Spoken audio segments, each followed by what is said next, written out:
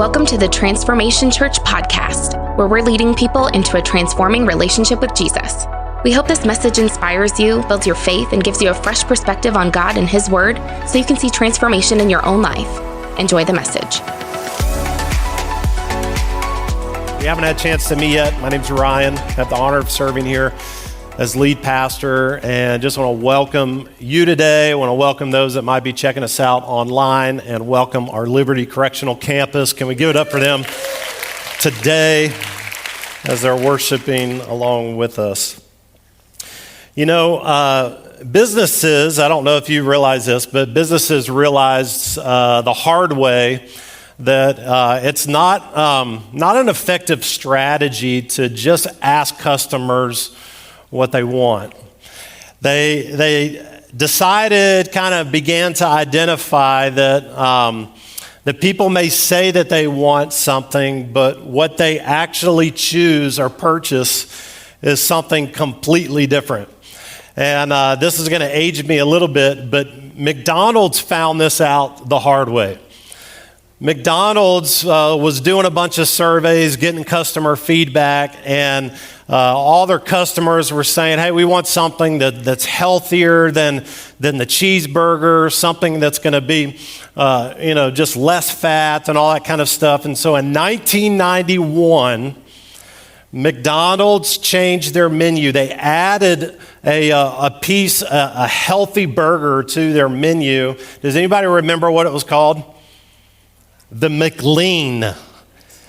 McLean, L-E-A-N, the McLean. And it was 91% fat-free. They actually made it with seaweed so that it would try to retain some of the moisture and give it some texture.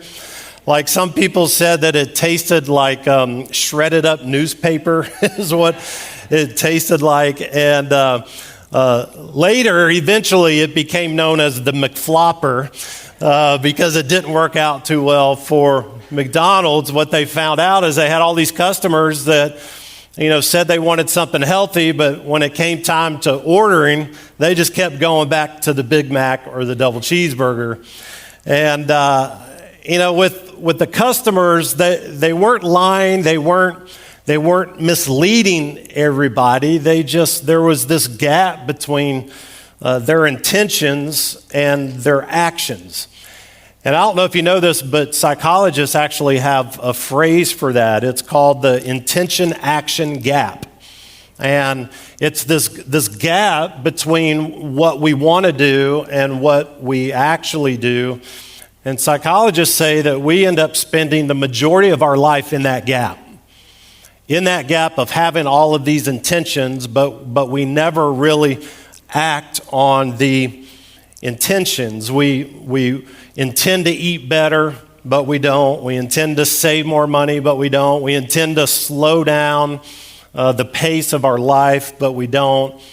And what they say is that more times than not, what we end up doing is we choose the easy path. And what's interesting about that is that same gap doesn't just show up in business. It doesn't just show up in our relationships. It doesn't just show up in our health or our finances, but it also shows up in our spiritual life. A gentleman by the name of Kenneth Woodward, he was the religion editor for Newsweek. And in 2016, he began to gather some religious surveys, and he was comparing what people responded with in the surveys to how they actually lived their life. And what he discovered was stunning. He discovered that America was one of the most religious countries in the world, that 90% of Americans claimed that they believed in God. But here's where it got interesting, is that he said that when you line those people up and you began to look at the people that believe in God and to look at how they lived their life, what they prioritized in life, what shaped their decisions in life, he said you couldn't tell the difference between the 90% and the 10. that they had intention, but they didn't have action. And it raises, I think, a question that we don't often think about. And the question is, what happens in our life when our belief in God is strong, but our practice of that belief becomes casual? Like, the danger when we find ourselves in that gap, the danger isn't that we stop believing in God. The danger is that our faith becomes something that we intend to live out, but we never actually do. And over time, what happens is that gap doesn't just create inconsistencies in our life, but it creates distance from God. And over the next 7 weeks, we're going to be looking at some of the shifts that you and I can make in our life, some of the intentional shifts that will allow us to begin to reduce that distance that sometimes we feel between us and God. You know, I believe God, there are these invitations that God is extending to each one of us, and those invitations aren't to try to earn His love. It's not to try to prove something, but it's to try to position our heart so that you and I can experience more of His presence and His power in our life.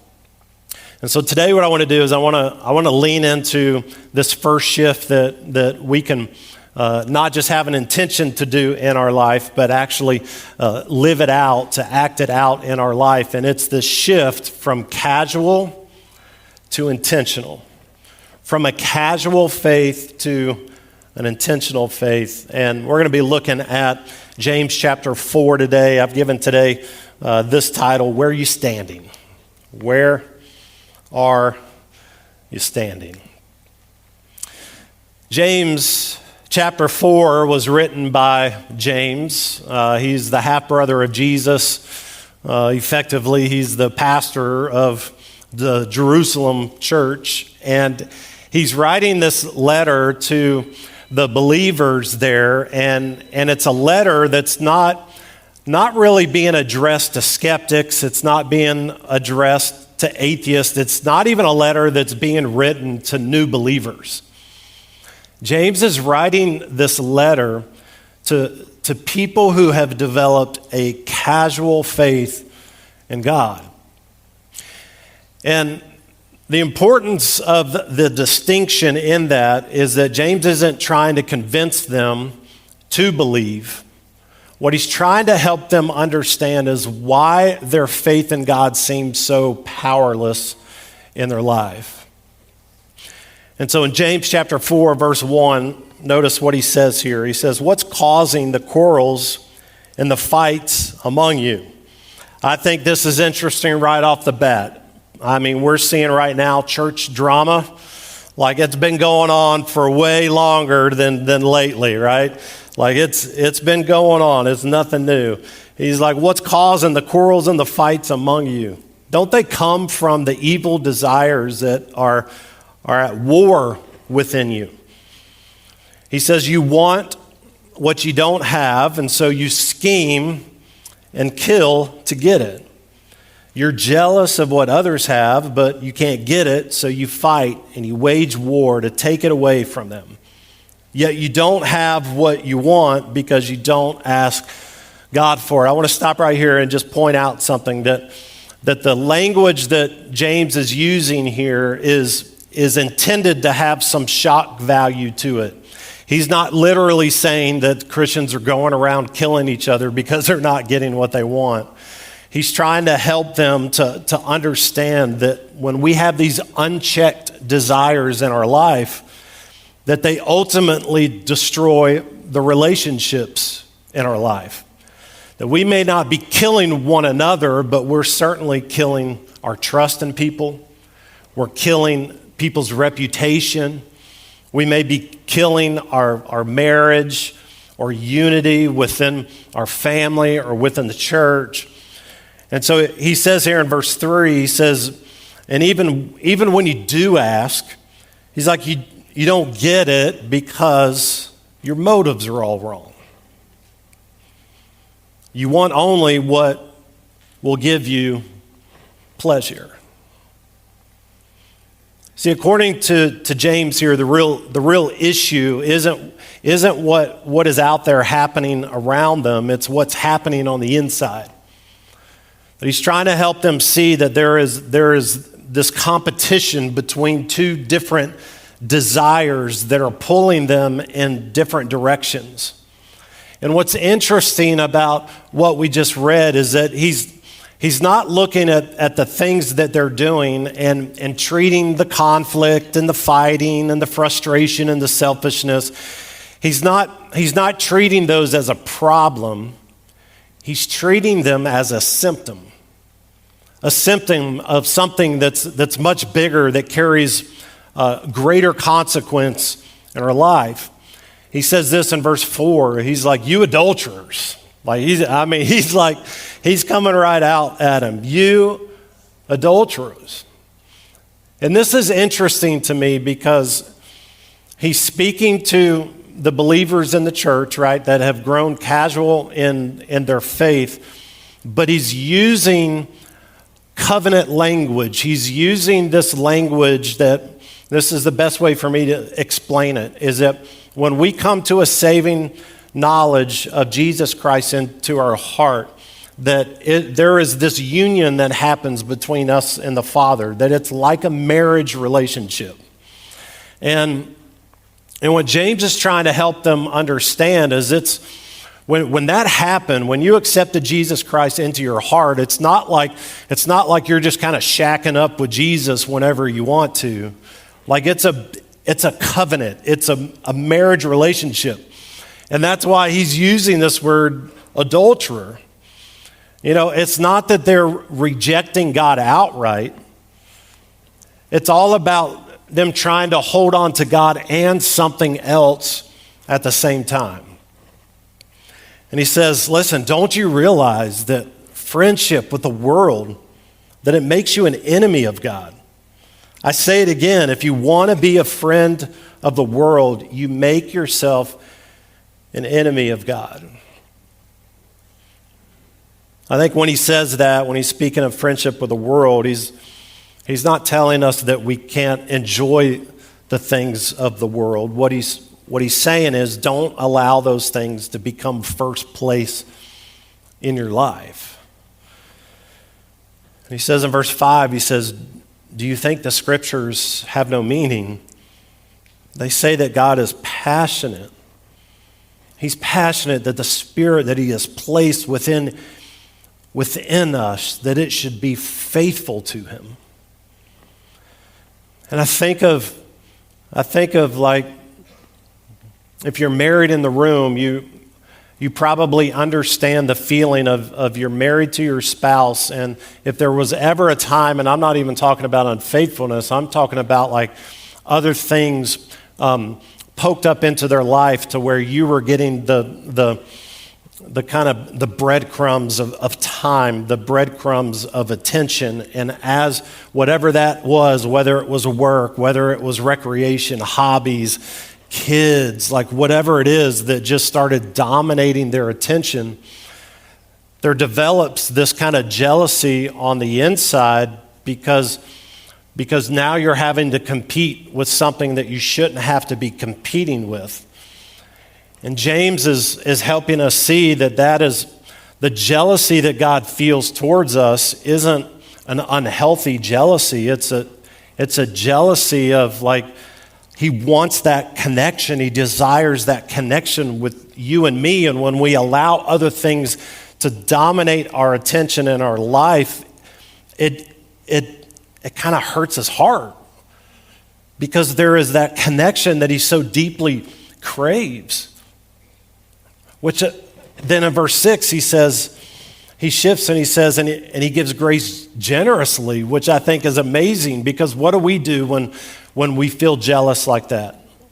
Like we don't give grace generously. Like we begin to push away, right? Throw up an attitude, whatever, passive aggressive, whatever it is. But in that situation, God is extending grace. Says the scripture says, God opposes the proud, but gives grace to the humble, which, by the way, grace, it's not intended to be permission to stay the same in your life. Just because he gives grace generously doesn't mean that we get to cash that in all the time just so that we could stay the same. His grace is there to give us power to change directions, to change loyalties. It says in verse 7 that, so humble yourself before God. Resist the devil and he will flee from you. In other words, stop entertaining the things that divide your heart so much. And I think it's interesting that there's an order there. Humble yourselves first before resisting the devil. And how many times do we go into resisting the devil, but we never really humble ourselves before the Lord, and we wonder why nothing really changes in our life?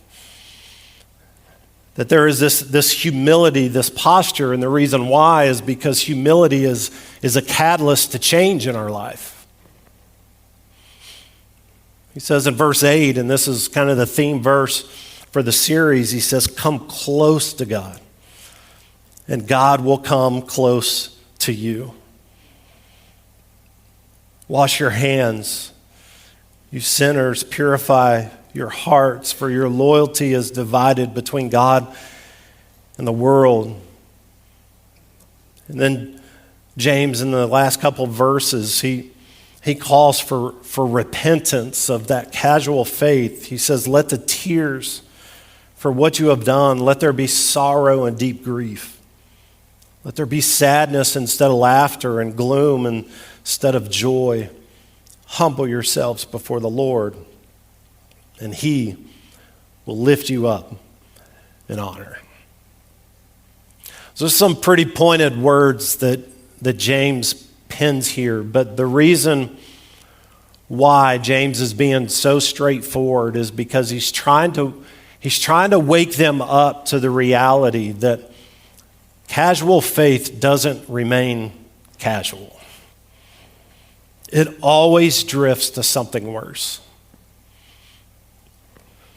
And I want to show you what I mean by that.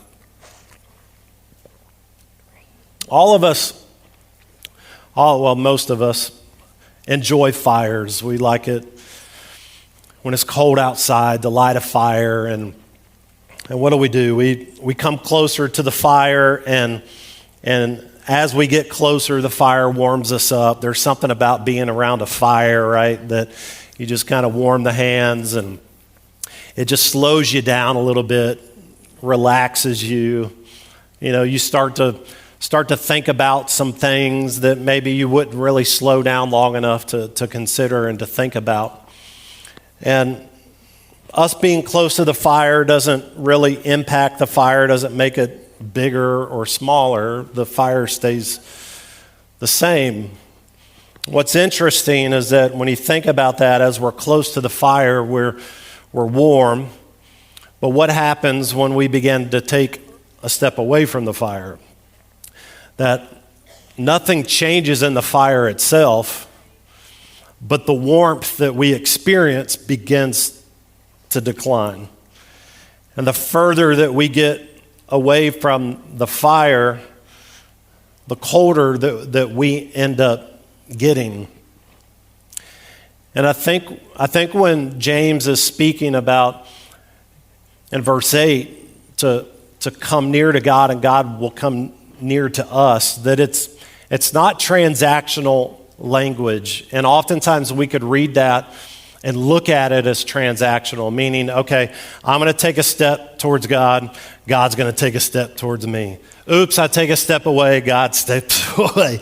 And it's like this heavenly dance of like, okay, if I do 2, he comes 2. If I go 1, he goes 1 back, and he only comes to the point that we go to him. And I'm not quite sure that that's what James is intending in this text. I think a better way for us to visualize it is that the fire never changes. And that as we in our life begin to move and take steps towards the fire, what ends up happening? We begin to experience more of God in our life. The more steps that we take back, the less that we experience. He's never changed. The fire of his presence has never changed. It's our proximity to the fire that changes. And I think what James is trying to help us see is that proximity matters. That if we want to experience a shift in our relationship with God, we're never going to really experience that with a casual kind of faith that is living at a distance. And here's what you got to see. Like, this is about how we experience God, not what we believe in God. Because I could be up close to the fire and I still believe it's a fire.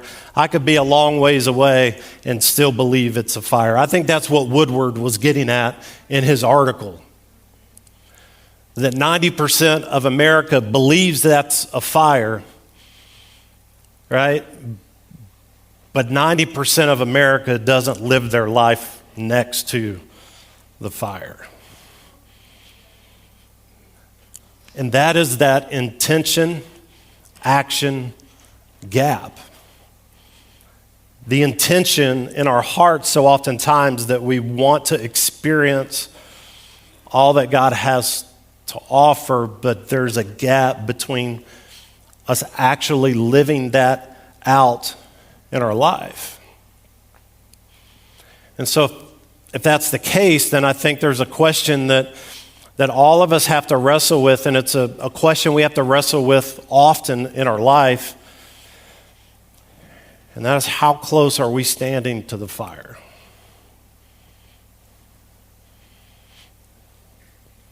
Have we allowed things to get in the way, things to create distance and separation? It doesn't change what I believe about the fire. It changes my experience of the fire. In 25 years of ministry, I've come to know this reality to be true, that people don't wake up far from God. They drift there. You don't just wake up one morning and have no relationship with God, or feel cold or feel distant. It is something that we drift, that we allow things in our life, the pace of life, right, to create a gap. We allow opinions or differences to create a gap. We allow church hurt to create a gap. And what ends up happening over time for most of us, like most of us never turn our back to the fire and walk away. It happens, but most of us don't do that. What most of us do unintentionally is we take steps back from the fire. Busyness of life causes us. Prayer then moves to a last resort, not a first response. Church over time becomes not a priority in our schedule, but it's a preference. Do I feel like going to church today or not? Like, worship at one point was something that we engaged in. Now we just kind of endure through it. Like, we're like, can we sit down already? Like, and if you really think about just your life and where you're at, chances are there wasn't a whole lot of really bad things that created the distance. Many of those things are good things, but it's good things that often keep us from the great things in our life, because bad things are easy to identify and say no to, but good things are hard.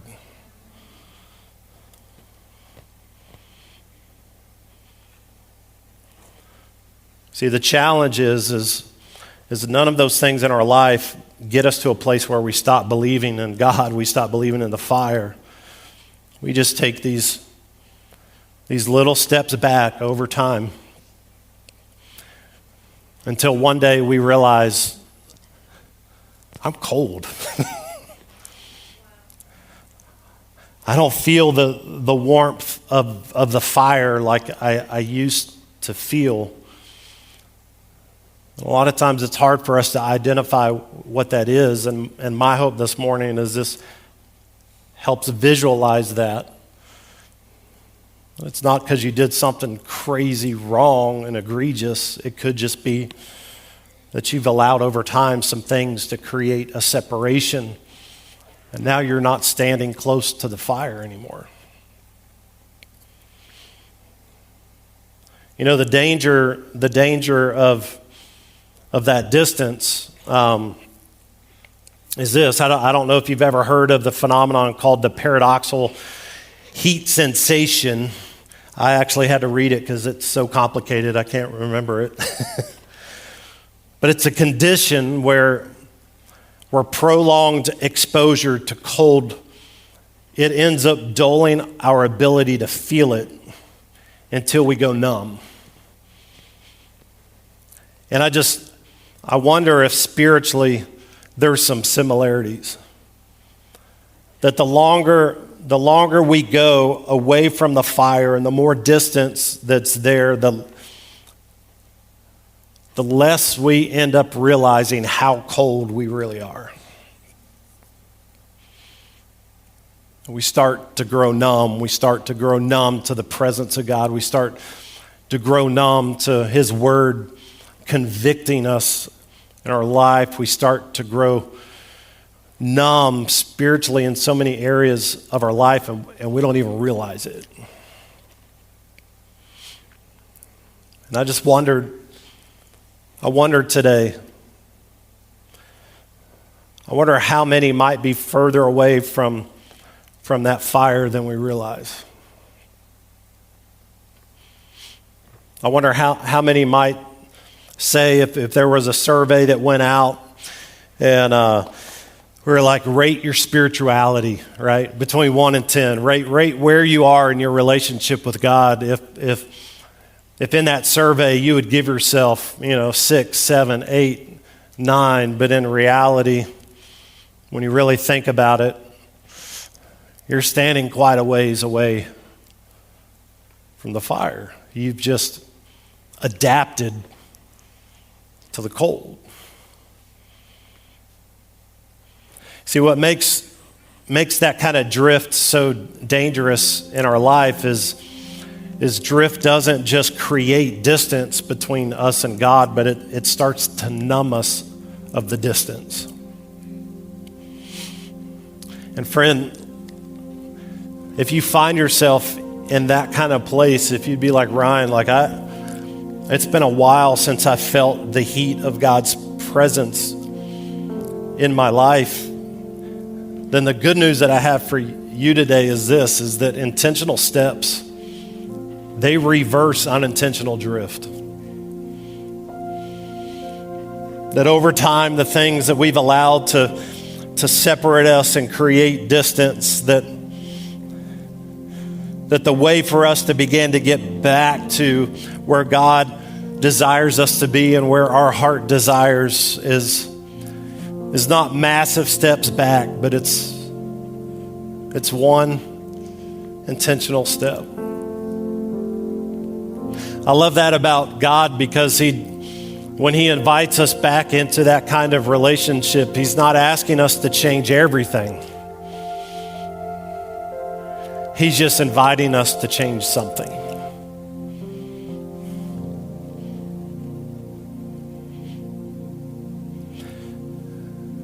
When somebody is suffering from hypothermia, the last thing that you do in a situation like that is to rush them into intense heat, because if you do that, it could create shock in their body. What you do is you begin to slowly acclimate them. A little bit warmer, a little bit warmer, a little bit warmer.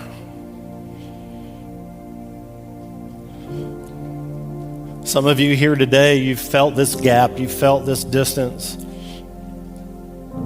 And you're looking at your life and you're like, I don't know if I can stop doing this. I don't know if I can let go of this. And here's the beautiful thing about it is God's not asking for that yet. All he's inviting us to do is to take a step. And I don't know what that step is for you. I think one question to ponder is what was one or two things that at one point in your life when you felt like you were closer to God, you could feel his presence? What were a few things that were a part of your rhythms in life that because of busyness or distraction, that those have kind of fallen away? And what would it look like for you to pick up one of those or two of those again? What would it look like for you to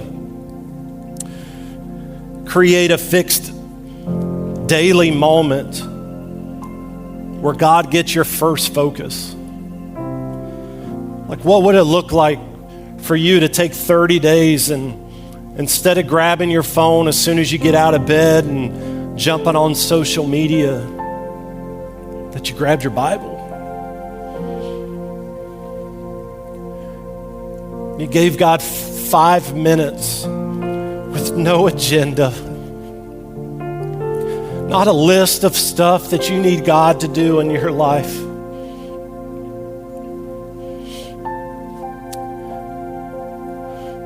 But just 5 minutes of saying, God, I'm going to take a step towards the fire.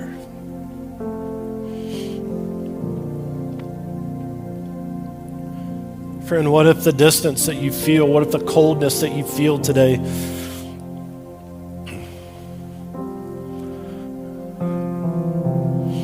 what if that's an invitation? It's not guilt, it's not burden, it's not punishment. What if it's God this morning inviting you back to the fire of his presence?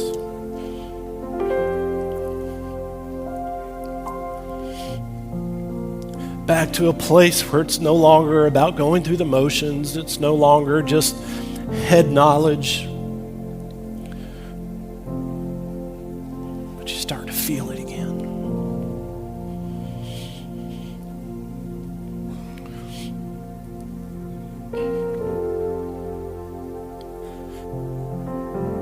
You begin to add another intentional step and another intentional step. Friend, before you know it, as you begin to take steps closer, the stuff that you thought you couldn't get rid of, you begin to lose interest in those things. Those things begin to lose their grip and their hold on your life, because there's just something about, as we come near to God, God comes near to us. We feel him more.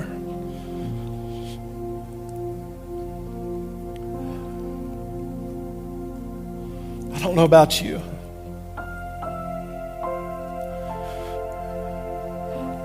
but I know that the more that you're around a campfire, the more you start smelling like smoke.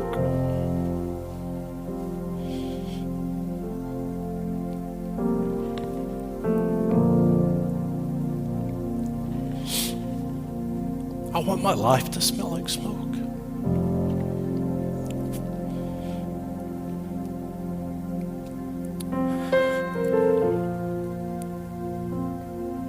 That when I encounter people at the grocery store,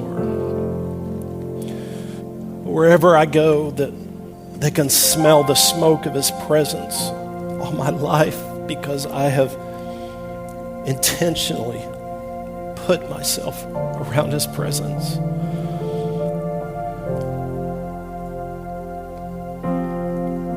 Friend, God wants that for you. He wants that for me. And it starts with one intentional step. Would you bow your head with me today?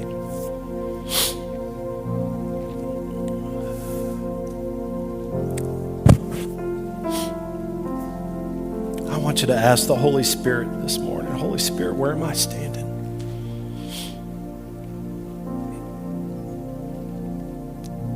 Where am I standing?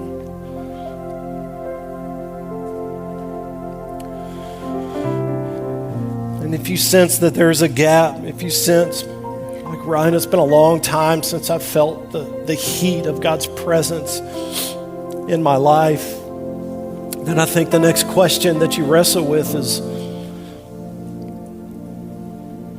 what's become a part of your rhythm, a part of your lifestyle that has subtly created space between you and Him? Maybe His pace of life. Maybe your phone gets more attention than prayer does.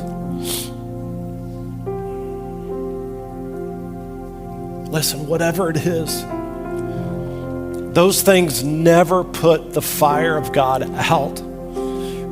It just cools our experience to it.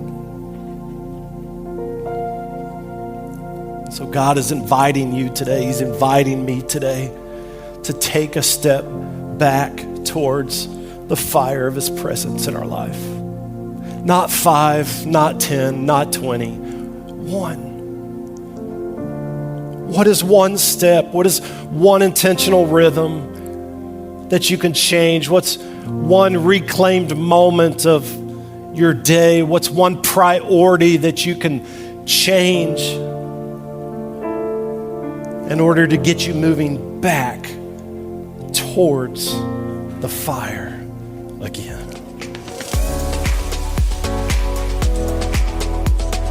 Thanks for listening. If you enjoyed today's message, be sure to share it with your friends and tag us at TransformTLH. Thanks again for listening, and we look forward to seeing your face in the place someday. Have a great week.